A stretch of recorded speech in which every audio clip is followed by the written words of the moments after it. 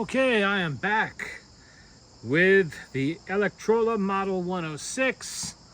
As you can see, it has been reassembled. The motor has been serviced. The mainspring replaced with a brand new one. Half a dozen little problems have been corrected, and there's a half a dozen yet to go. But it is playing, and I am testing the reproducer and the motor. And there's mostly just cleaning stuff that needs to be done. A little bit here and there. I got to patch in some spots and try to blend in a little color on the bare spot, a little chip here and there on the case. But everything is working, and I did find a record tray. Okay, it doesn't have the feet on it, so it's obviously a later style HMV from like the late 30s. But that's okay, it still fits, and I have it. Didn't think I had any more trays left, but I was searching around and I actually found one. So that will either end up on this or in the red one, the red 102. Anyway, this now has the Electrola number 4 all brass reproducer on here. It's been completely rebuilt. A word about these things: if you go to fit a number 4 to your 106, you will discover that these do use an orthophonic isolator gasket back here. Not the one usually found on a regular number 4 that you would find in like a Victor Portable or something like that, or the earlier HMVs or the 101, for instance, that had the smaller isolator gasket, not a diameter on the outside. The inside diameter here, where the brass ring is, that's bigger. It uses the orthophonic one. Or like HMV, for instance, the number 5A or the 5B, that isolated gasket's what you need. Fortunately, they're available, no problem. And while everything seems to be back ordered for some unknown reason on the number 2 reproducer back gaskets, I'm not having any trouble getting the orthophonics. So that was good. Anyway, this Electrola number 4 turned up on eBay. It turned out it was Wyatt Marcus was selling that on his eBay shop. And he does a lot of reproducer rebuilding and stuff like that. Anyway, he chose not to rebuild this one, so I did it. He just sold it as is, and I was really happy he did, because these are hen's teeth. It's hard enough to find an all brass HMV these days. They're out there, but they're getting a little bit pricey. To find an Electrola, beautiful condition, all gold is there, everything. Find one of these is just about impossible. And to find it at the same time, I found this machine, this 106, that had a pot metal reproducer, number 4 reproducer on it, that was all swollen and cracked and absolutely no good to use anymore. So this works out perfectly. I'm sure this came off of one of the earlier Electrola marked 101s, which means it's marked Berlin, but it would have been made in the UK, because the 101s were made there and shipped to Germany, while the 106 was made in Electrola's facilities in Germany. That's all done. Like I said, got it all back together. I had to swap out some parts with my parts machine here and there, mostly hardware. A lot of the screws were wrong. I still don't have the auto brake working. It turns on and off, but it won't trigger. And the reason for this is somebody was in there with pliers and everything else, and they bent the hell out of everything, and they stretched springs that shouldn't have been stretched. I don't know what they were trying to do, but this is going to require some ingenuity in parts replacement. So for now, I'm just using it. Fortunately, these machines do come with a regular brake. You can disconnect the auto brake and use the regular brake as you would for earlier records that didn't have the eccentric in the middle to trigger the auto brake. So that's not a big deal. Eventually, I will get that taken care of. I got it all back together. I put the reproducer on there. I put a test record on to see, and it's playing, and I immediately detected a really irritating low-level buzz in there as the record was playing. Played another record just to make sure it wasn't a record. And of course, your mind immediately goes to the reproducer when this happens. And I just rebuilt this reproducer, and it is a reproducer test, so you are testing, I'm testing for this sort of thing. And I said, well, there you go, jackass. You went and reused. And I reused the diaphragm because it was so clean, I just had to reuse it. I just replaced the gaskets, and this is what I get. A buzzing diaphragm, damn, I have to rebuild it again. But then, I figured, while I'm doing this, you never just take the word of the reproducer. You always test. So I went and got an orthophonic reproducer right here, an orthophonic, Victor orthophonic. Put it on there, and it had the same buzz. I was like, oh boy, okay. It's not the reproducer, it's the machine. Now, I did have the horn out of this. I had to fix the disaster with the lid stay bolts. They were all what a mess. Anyway, that was taken care of. I put the horn back in there, and I put all the felt back. All the little bumpers that came out of it went back in with it. Shouldn't have been a problem. Sure enough, it was. So I pulled the motor board off, and I got in there with a roll of felt, and I glued felt to the top. I put felt down the sides. I put felt underneath it. I made sure it was super supported with felt. Everywhere I could stuff a piece of felt, it's got felt. Put it all back together again. No more buzz. So, if you happen to own, and I imagine this goes for HMV also, 101, a 102, a 106, whatever, and it's buzzing, and it's not the reproducer, look at the horn. It's a long tin horn in there, and apparently somewhere it was unhappy. It was buzzing against something. Who knows what? I never did find what, but nothing obvious anyway. But just get in there with a roll of felt and just kind of pack it. Not everywhere, but enough so that the whole horn is supported and blocked with it. And especially on the sides, because it's very, very close to the sides here. And the little wooden blocks that go in here that support the motor board. So you want to get it there too. It could vibrate off of those perhaps. Took care of that problem. And now I'm just playing some records. Everything's going fine with it. Let's see, I still have, like I said, I do still have to get in and do more cleaning. There's paint splatters to take care of. There's a couple of spots like here. I have to get in there and find something to color that in so it's not so glaringly obvious. The little things like that. It's nothing major. But it is back serviceable again, so. And this is, what is this? This is the beginning of the end. Tommy Dorsey.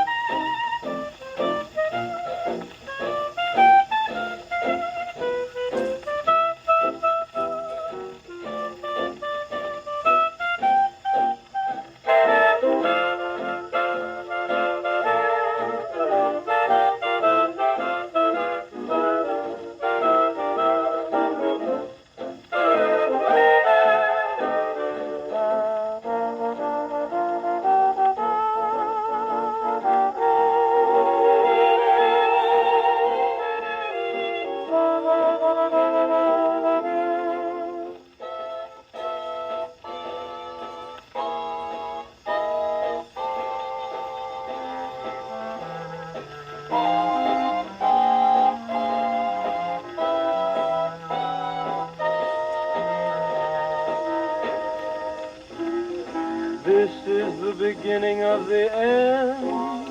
I can see it in your eyes, in everything you do. You're afraid to tell me that we're through, but I can tell by looking at you. This is the beginning of the end. You just give yourself away with everything you say. And though you never told me we mustn't part, still I can read the writing in your heart. Why is it now when I hold your hand, there's some little something that I miss? What has become of the warmth in your smile? And where is that little mischief in your good night kiss? This is the beginning of the end. I can see the thrill is gone. Why let it linger on? Why lie to me and say it isn't so? For when I hold you in my arms, I know that this is the beginning of the end.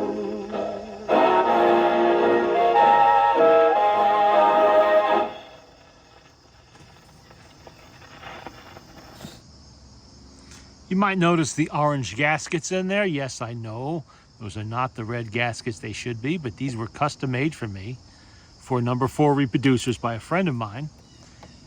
He has since passed, unfortunately, so I won't be able to get any replacements when these are gone. But while I have them, I am using them. They are far superior to the gaskets that are offered by the parts sellers these days, which are basically Columbia gaskets repurposed for a Victrola 4 or HMV4 Electrola, any number 4 reproducer. And they're a little too thin, and I mean, they're not wide enough, rather, and they're a little too big. So you end up with a little fold in the middle of them all the time. I hate using them. So a few years back, obviously before he passed, a friend of mine did make some of these for me. He sourced the material. It's the same sponge gasket material you get with, you know, a lot of other reproducer gaskets. But, and yes, you do have to preload them, which means you clamp in the diaphragm and you let it sit for a few days for little air pockets to work their way out of the sponge material. But they work really good. And these ones are far superior to anything that I have bought from a parts seller that was supposed to be for a number 4. I understand why they don't put a lot of effort into it. There just are not a lot of number 4s out there that are playable in this country, at least. In the UK, I'm sure it's different because they made the number 4 for more years out of all brass over there than they did here. Over here, it was a matter of months before they went to pot metal, Victor Company. I think in the UK, HMV was, a few years at least, which means there are hundreds of thousands of them made. And there's lots of them around, even though they are getting a little pricey, as I mentioned before. But, you know, there's just not too many of them over here on this side of the pond. Did I turn that over? Oh, yeah, I did. I did that. Here I am running my gums and I'm not paying attention. Anyway, I'm lucky to have these gaskets. I try to use them in all the really nice number 4s like this. Only bad thing about, it's not a bad thing, but using this number 4 on this machine with this isolator gasket, I can only use this on, say, HMV 102s, other 106s, or in any Victor orthophonic. Why would I want to put it on orthophonic when I have orthophonic reproducers? I don't need it for that.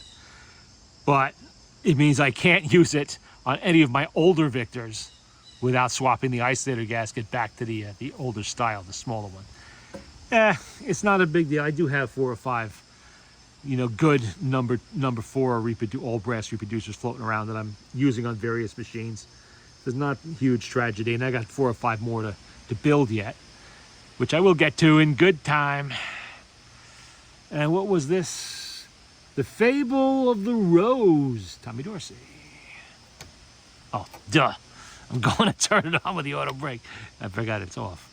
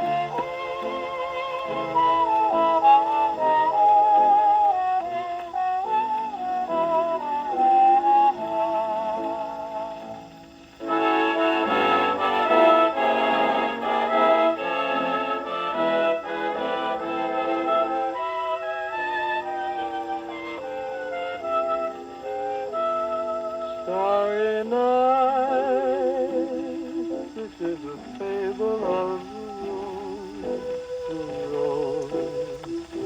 I gave my love, so young and tender, so in bloom, filled with a faint perfume, is lying crushed and faded in a room.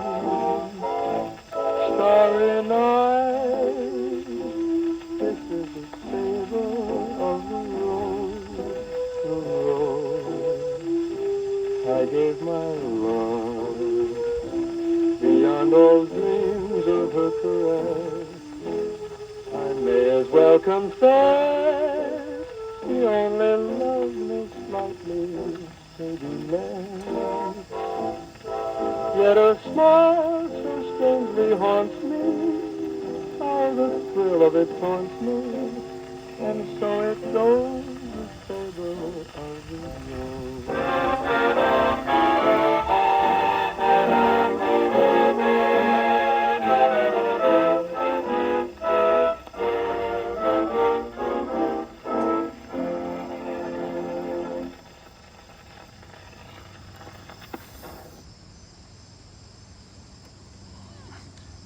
Excuse all that black crud on my fingers and such. I was playing with glue a little earlier, and I really shouldn't be allowed to do that, but I wanted to glue down the edges here and try to save that blue felt, because I just don't have any color that comes close to that I can match it with. So I'd like to preserve it if at all possible. Let's see, what do we got here? Until tomorrow, swing away. Swing and sway with MEK. Okay, that's blue, D. Sidewalk Serenade. Okay, try A.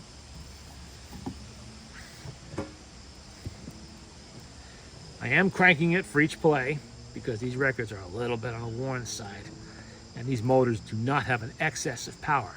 So always give it full power when you play this kind of record. If it was a really clean record, I could usually get 2 plays out of it easy enough.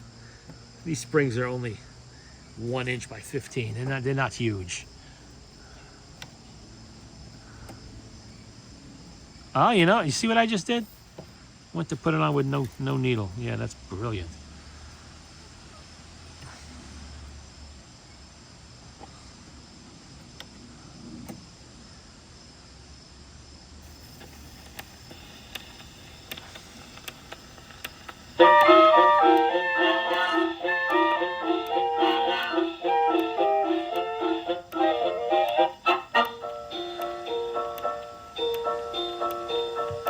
Hear the hurdy-gurdy playing music sweet. Come and let's be merry. We'll go dancing in the street. The sidewalk serenade, I love to hear it play. I hear it on the east side and west side of town. My heart begins to dance with rhythm and romance, and makes me wanna woo to the sidewalk serenade. Oh, when you hear that boom pa pa, everyone goes la la la. We sing a very merry song. When the monkey on the string does the organ grinder swing, we swing along.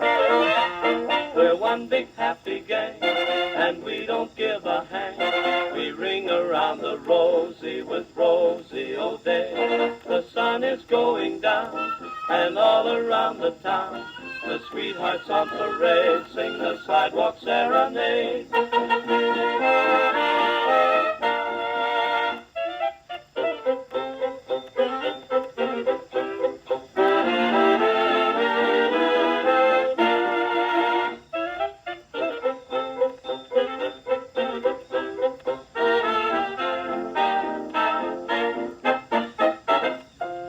One big happy gang, and we don't give a hang. We ring around the rosy with Rosie O'Day. The sun is going down, and all around the town, the sweethearts on parade sing the sidewalk serenade.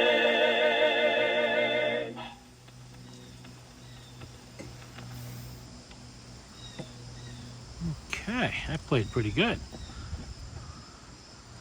And you see how nicely the number 4 plays these later records. These are all, I guess, late 30s into the 40s. And almost contemporary with the machine. The age of the machine, anyway. That's what the number 4 was meant to do. It was a stopgap sort of reproducer because Victor knew they were about to start the orthophonic era, but they weren't quite there yet. But they were already making electrically recorded records in 1923. So they went ahead and they enlarged the reproducer. Diaphragm got bigger. The needle bar was changed to have the side pivots instead of the springs. And, you know, advanced a little bit. This record has a crack in it. I thought I heard a crack. Oh well, it wasn't that bad. Until tomorrow. I'll try that one. And they used it. Victor only used it for a couple of years. I think they started in late 25. And they gave it up, I think, with the 2-60, 1926 or early 1927. Then everything was orthophonic after that. But HMV used it for a lot longer. They used it for the whole run of the 101, which starts in, was it early 26 or late 25? Somewhere around in there. And goes all the way up to 1931. And obviously, in Germany, Electrola, also a subsidiary of EMI at that time, continued to use it until the mid to late 1930s. I think 1939 was the last, and 38 to 39 was the last year. I think it goes like 34 to 39. They made the 106. I really don't have a lot of information on Electrola as a whole, or this particular model, you know, itself. But on the internet, I did pick up those dates in a couple of places, so they may be right. So it was around for a bit longer outside of the U.S., although this is a Victor-designed reproducer. All they did was, the Victor one has like a little bit of more of a design on the front ring here, while this is all smooth. And obviously the lettering on the back is going to be different. And for a while there, HMV was putting the lettering under the diaphragm, which really looks cool. I like those ones. I have a few in my collection. Because I am usually trolling around for reproducers, cool ones for Victor or HMV. And when I see something really nice, I usually do grab it. And this one caught my eye right away because it was Electrola, but I would have bought it anyway, even if it had said HMV on it or the Holy of Holies Victor on it, because not too many of them out there that actually had Victor on them. Victor 4A. You know, that's one of the few and the rare, and probably I would consider this more rare in this country than a Victor number 5, obviously. In Germany, they're probably common as dirt. But here in this country, just very few of them around. This is one of actually 3 that I have. The only one I bought that was not on a machine. Oh, I did it again.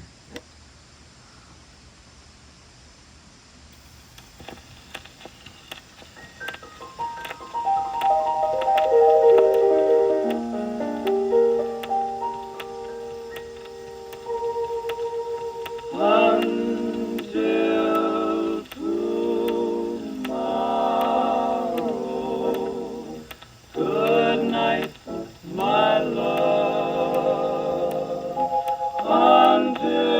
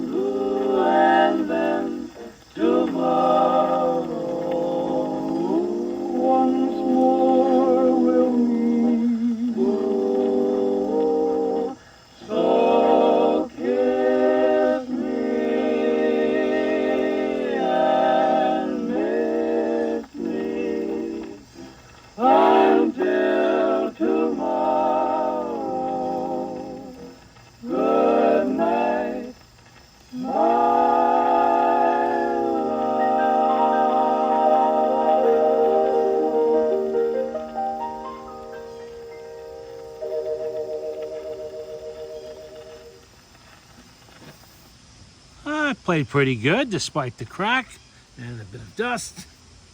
It is a beautiful early fall day today. I know it's only September, what is it, the 8th or 9th, something like that. But it is dry and cool. It's not even hitting 70 today. And it's been kind of a hot summer. Imagine it's been kind of a hot summer in most places this year.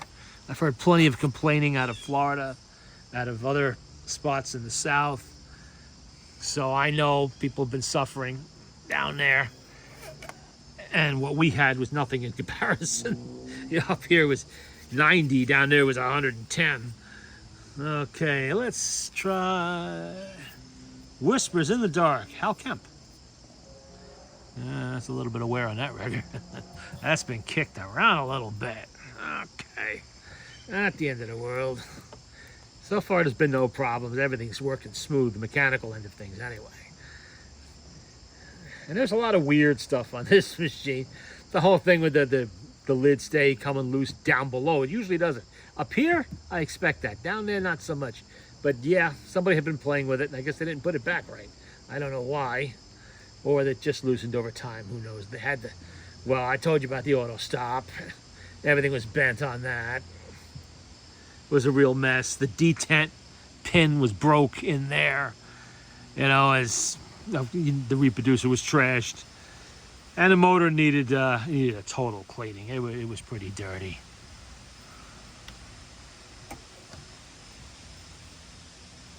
Oh, I didn't change the needle, did I? That was stupid.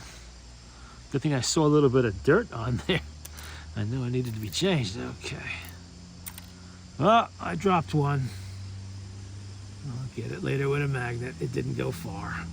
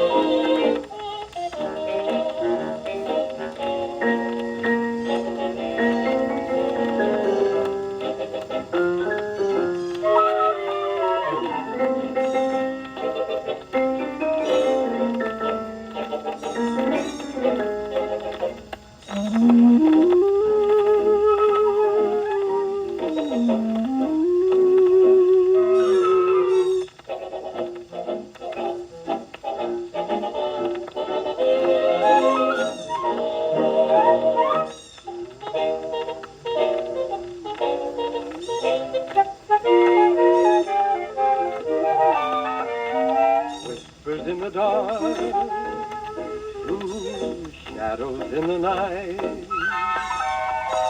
so gentle and so tender that every little word is like a song of sweet delight.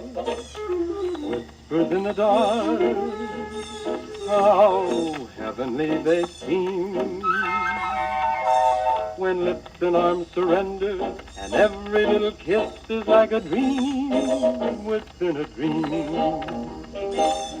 But soon the breezes whisper to the trees that dawn is near. So soon their little paradise of love will disappear. Whispers in the dark, while stars are in the blue. Upon a night like this, perhaps I'll hear those little whispers in the dark from you.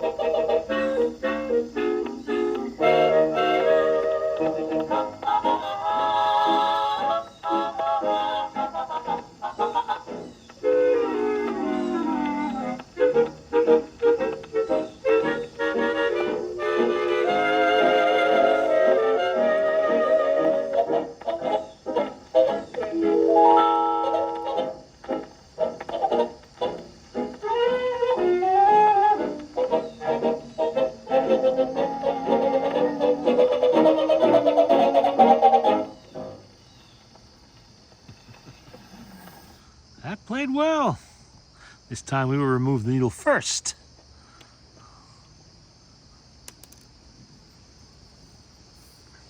A little bit of dust, no big deal. Lamp light. Might as well play it since I got it. It's right here in the machine, and wow, what the hell is that? That's what you call a screwed up needle. That's a sewing needle. That thing is here. And now it's gone. That's good. I better get the magnet out and find that. I did not want to step on that. That is a big old needle. I guess the stamping machine must have had a little bit of a malfunction there with that one. Either that, or I'd love to see the reproducer that fits. Or the machine it goes on, for that matter. The super orthophonic? I don't know.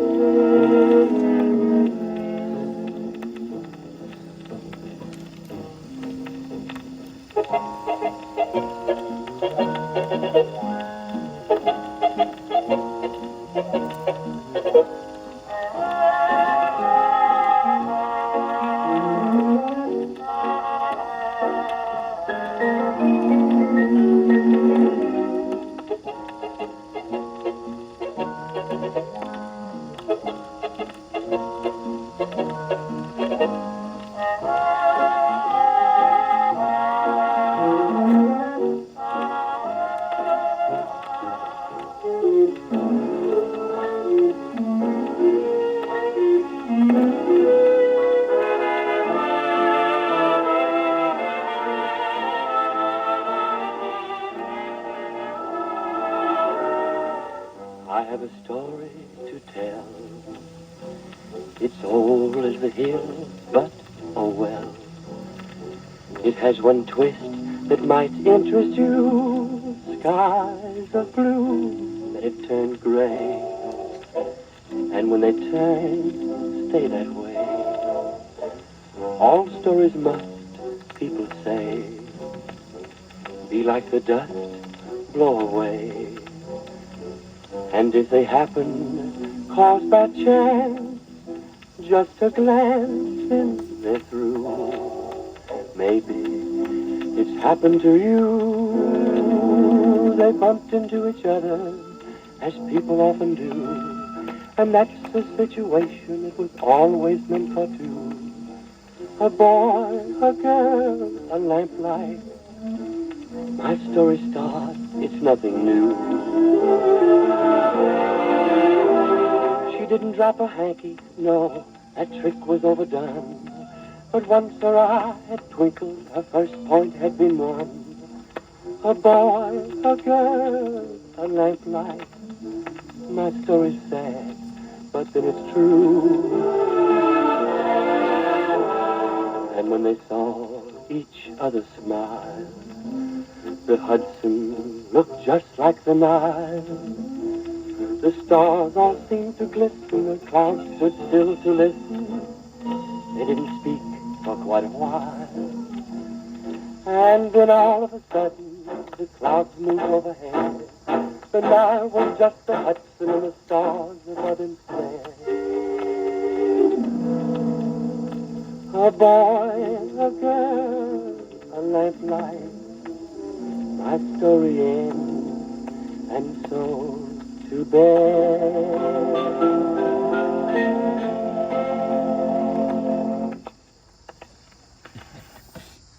So far, so good. It's playing everyone. Kind of surprising considering how some of these records look on the outside. Now, like I always say, you really can't judge them by the way they look, because as long as they're good down in the grooves, it doesn't really make much difference. You know what? How many scratches are on the outside? At least not with these 78s. Makes a big difference if you have, you know, 33s and LPs and that sort of stuff. But not so much for these. Let's see. We have Henry Goose and his orchestra. One Step to Heaven. Bussy. B-U-S-S-E. Bussy. Now let's not get that giant one again. Yeah, that was a little ridiculous, that one. King sized. There we go. I wish I knew what the history of this machine was. I know it came from an estate, somebody's grandparents. They were very, very older people, 90-somethings, and they passed. Estate got liquidated. This is just one of the items that was in the house. They don't know where it came from, how long they had it.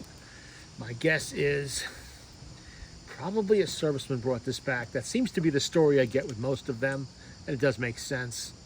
Obviously, Electrola was never imported here, and it was something that really would have appealed to the US GI in World War II, or later if they were stationed in occupied Germany. Something like this would be perfect for the barracks, and they would have schlepped it home after the war, because nothing like this was available in this quality on the US market at that time. It was all cheaper type machines. This is a very high quality unit. You know, 1935 is what I'm guessing it was made. It could have been 36, 37, 38. It's pretty grim years for the world. You know, that was the depths of the Great Depression. In Germany, you had the rise of National Socialism and all the evils that came along with that. And we all know how that ended up. So it came into the world inauspiciously. Okay.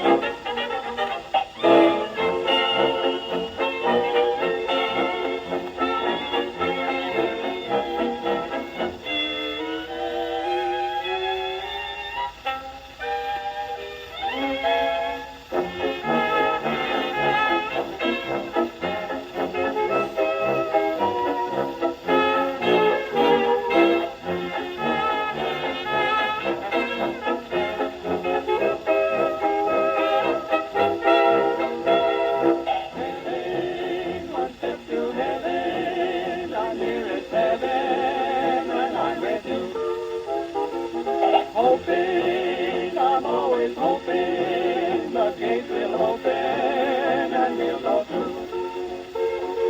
We'll see a cottage, a loveliness fall through. Heaven, one step to heaven, my nearest heaven, when I'm with you.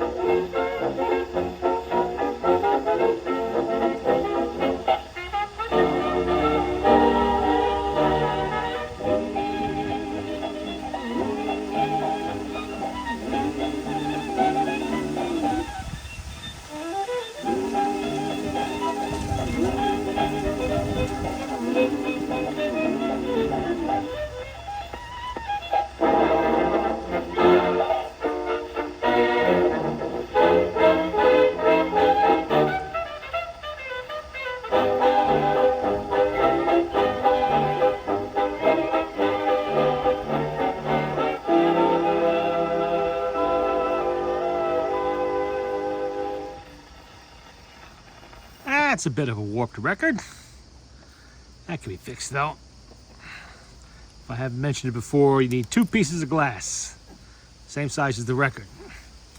You put the record between the 2 pieces of glass, and you put the glass in the sun, top of your car or something, you know. You leave it there while you're watching it. Never leave it alone. And you will notice when the record heats up enough. What's going on here? And it goes flat again between the two beats. And then you immediately take it away from the heat. Let it cool, and your record is good. The warp is gone. And no damage is done. It's not going to split it, crack it, destroy it. So don't go hitting it with hair dryers or other crap like that. 2 pieces of glass, put it in the sun, you know, and you're good. If you don't have any glass, go find some cheap window glass or you know, a window picture frame or something that has a piece of glass about the right size in it. Buy a couple of them, and then you make your own. Just don't cut yourself with the edges. Wear gloves. And this is How About It by Henry Boos. Okay. Let's try to catch that bump there. There we go.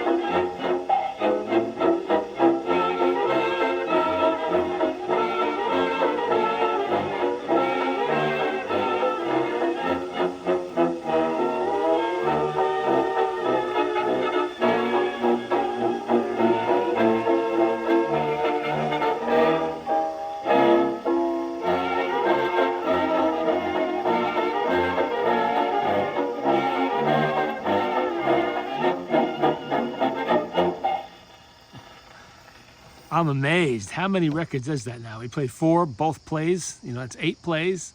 And not one of these records has stopped the machine. Now, some days goes that way. And then some days I'll take a stack of records off the pile, and every damn one of them will stop the machine. Bigger machines than this one even. But we got one more here. I want to try our luck with the last one. See what happens. And there goes my winning streak. Okay, we got an older Victor here. This is Bring Back My Blushing Rose. Oh, we got a chip out of this one. Somebody took a bite. Look at that. Well, you know what? I can make that play. I just have to be real careful setting the needle on there to catch the first groove and miss the side. I can do that. Because it actually does look pretty clean other than that. Don't you hate that? Start pulling the record out. It looks, oh, a clean one. Get to the other end and it's got a big chunk missing. At least this one, it's only a small piece. It's doable.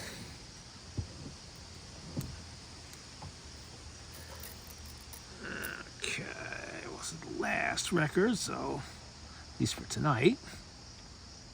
I'll be playing. Oops, let's open that up a little bit.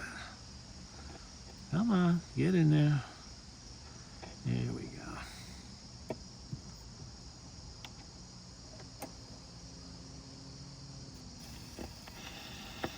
Got it.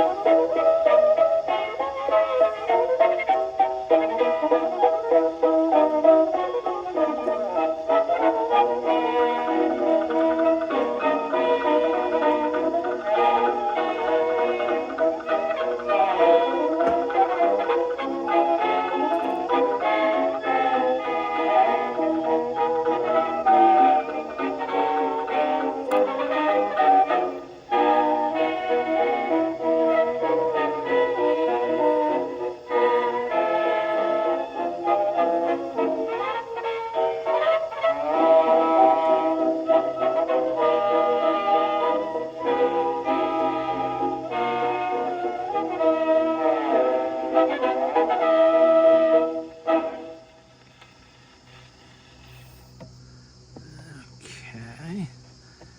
We'll do the last side, why not? Stolen Kisses. E. Coleman and his orchestra, this is, by the way. And the other side was Schilling Orchestra, something like that. But here we have E. Coleman.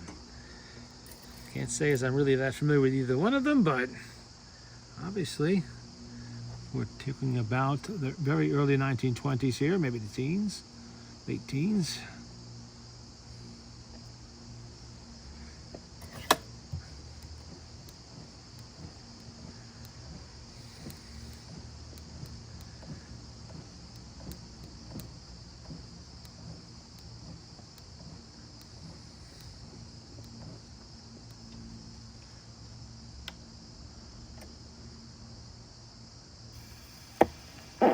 Oh, forgot the chip.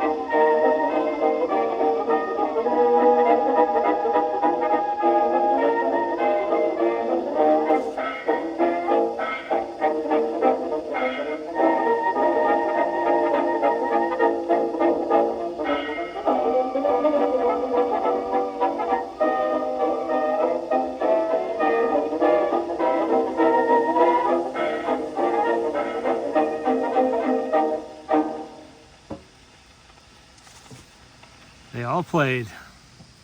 Oh, let's see, we got 5 records here.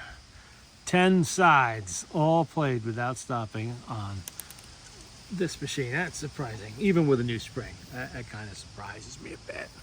Did not expect that, and it is a nice surprise. I've been lucky with 106s because, like I said, they are kind of hard to find over here. They don't turn up very often. And my first one was a red one. Then we had a couple of black ones. And we had now the green one. What's next? A blue one? That would be nice. It's hard enough to find a colored machine in HMV. But to find one, you know, in Electrola, that's a treat. You don't find that too often.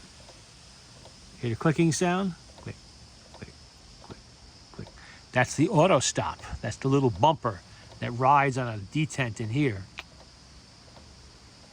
That's what would trigger it to stop if I didn't have it turned off. But you only hear that when you have the tone arm in the stowed position, because it's all the way over now, so you hear it doing that. I'll get that sorted out eventually. It's going to take a little bit of ingenuity and parts, parts acquisitions. I was very lucky I had a parts machine for this, you know, and especially considering the rarity of these machines.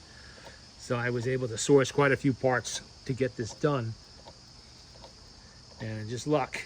I mean, some of them I could have gotten from an HMV parts machine. I have a couple of 101s I'm parting out slowly as I need them. But just lucky.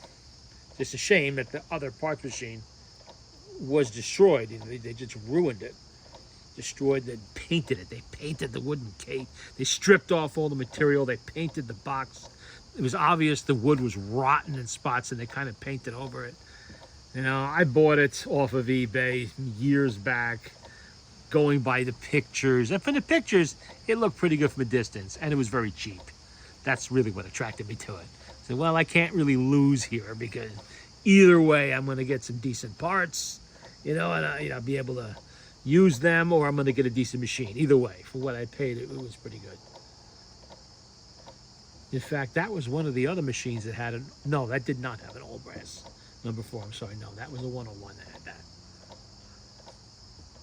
Both of them that had it were 101s, earlier ones. Yeah, enough of that. And here's the record tray. Boom. Looks like it belongs there, which it does not, but it fits. Some record tray does belong on here. And what I want to do is, oops. What do you see? A little dirt. We have our green little bumpers, our glue stick bumpers. And so far, that is a better alternative than anything else I have used to try to substitute something in there in one of these machines. And anytime it falls out or wears out, I can easily replace it. I have enough glue sticks to do 50 of these machines in green. And I bought a bunch in red too. You can see they're also under there. Table's a little bit wobbly and a little bit off. There you go. The Electrola 106 with some letters in there, I forget, that I'm sure means something. Now back amongst the living again and playing. Yeah, there's a little bit more to do on it yet, but I'll get that done. That's just cleaning stuff. The mechanical stuff that's important to make it play, that's done. Have a nice weekend.